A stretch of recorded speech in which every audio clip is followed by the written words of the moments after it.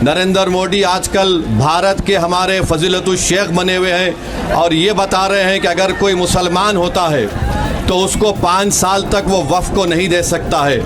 ये कहाँ से इनको मालूम हुआ? मैं सिर्फ आपके सामने ये अर्ज़ करना चाह रहा हूँ कि नरेंद्र मोदी की हुकूमत वफ़ बिल को लाकर क़ानून बनाने की जो कोशिशें कर रही है उनका मकसद एक ही है।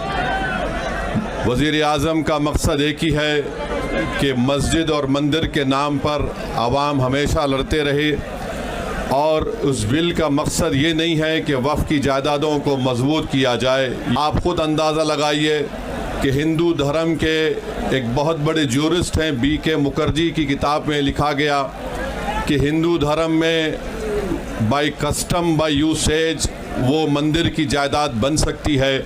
तो नरेंद्र मोदी वफ़ के वफ़ बाय यूज़र को इस तरह से ख़त्म कर रहे हैं कि अगर कोई डिस्प्यूट होगा या गवर्नमेंट प्रॉपर्टी होगी तो वफ़ बाय यूज़र नहीं रहेगा। दिल्ली में 123 वफ़ की जायदादें हैं जिस पर मरकज़ी हुकूमत का कि ये गवर्नमेंट की प्रॉपर्टी है। कलेक्टर को इख्तियार देने का मतलब यही है कि कलेक्टर हुकूमत के हक़ में फ़ैसला देगा। जिस मस्जिद के इमाम हमारे भाई मरकज़ी हुकूमत कहती है कि वो गवर्नमेंट की प्रॉपर्टी है, अगर कल खुदा ना खास्ता ये क़ानून बनेगा तो कोई भी जाकर मरकज़ी हुकूमत की तरफ से दिल्ली सरकार की तरफ से वहाँ पर एक नोटिस लगा देगा कि ये वफ़ की प्रॉपर्टी। हिबा को निकाल रहे हैं, ट्रांसफ़र ऑफ प्रॉपर्टी में हिबा है मगर कोई गिफ्ट नहीं कर सकता वफ़ की जायदाद को। नरेंद्र मोदी आजकल भारत के हमारे फजीलतुल शेख बने हुए हैं और ये बता रहे हैं कि अगर कोई मुसलमान होता है तो उसको 5 साल तक वो वफ़ को नहीं दे सकता है। ये कहाँ से इनको मालूम हुआ? कौन से फ़िक़्ह ये की किताब में लिखा गया? तो इनका मकसद एक ही है कि भारत के मुसलमानों से उनकी सियासी और मजहबी शनाख्त को छीन लिया जाए। मैं आपको छीनना, इवैक्यू प्रॉपर्टीज़ को छीन लेना, ये मकसद नरेंद्र मोदी की हुकूमत का है।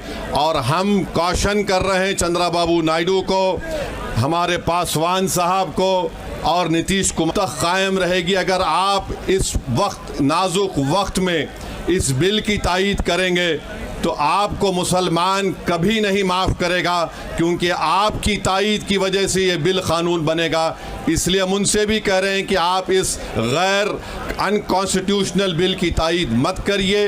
हमारा मुतालबा सिर्फ यही है, अगर हिंदू धर्म की प्रॉपर्टीज़ में, मंदिरों में, सिखों के गुरुद्वारा में कोई गैर सिख या गैर हिंदू मेंबर नहीं बन सकता तो मुसलमान के इस वक्त में क्यों बन सकता है? तो ये तमाम चीज़ें हैं। हम उम्मीद करते हैं कि हुकूमत इसका नोटिस लेगी। अगर नरेंद्र मोदी इस मुल्क के अमन को ख़राब करना चाहती हैं, वो मस्जिदों और मंदिरों के झगड़ों में जारी होगी। मैं यहाँ पर शुक्रिया अदा करना चाहूँगा हमारे जॉइंट वर्किंग कमेटी पार्लियामेंट के तमाम अरकान का और ख़ास तौर से कल्याण बनर्जी साहब का, TMC के राजा साहब का, DMK का, हमारे नासिर भाई का और मुहिबुल्लाह नदवी साहब का। हमने तमाम बड़ी कोशिशें की, हमने अपनी अपनी डिसेंट रिपोर्ट को दिया दाद को। नरेंद्र मोदी आजकल भारत के हमारे फजीलतुल शेख बने हुए हैं और ये बता रहे हैं कि अगर कोई मुसलमान होता है तो उसको 5 साल तक वो वफ़ को नहीं दे सकता है। ये कहाँ से इनको मालूम हुआ? कौन से फ़िक़्ह ये की किताब में लिखा गया? तो इनका मकसद एक ही है कि भारत के मुसलमानों से उनकी सियासी और मजहबी शनाख्त को छीन लिया जाए। मैं आपको छीनना, इवैक्यू प्रॉपर्टीज़ को छीन लेना, ये मकसद नरेंद्र मोदी की हुकूमत का है। और हम कॉशन कर रहे हैं चंद्रबाबू नायडू को, हमारे पासवान साहब को और नीतीश कुमार कायम रहेगी। अगर आप इस वक्त नाजुक वक्त में इस बिल की तायीद करेंगे तो आपको मुसलमान कभी नहीं माफ़ करेगा, क्योंकि आपकी तायीद की वजह से ये बिल क़ानून बनेगा। इसलिए हम उनसे भी कह रहे हैं कि आप इस गैर अनकॉन्स्टिट्यूशनल बिल की तायीद मत करिए।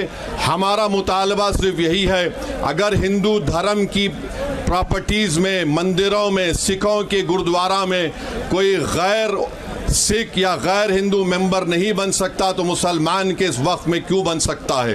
तो ये तमाम चीज़ें हैं। हम उम्मीद करते हैं कि हुकूमत इसका नोटिस लेगी। अगर नरेंद्र मोदी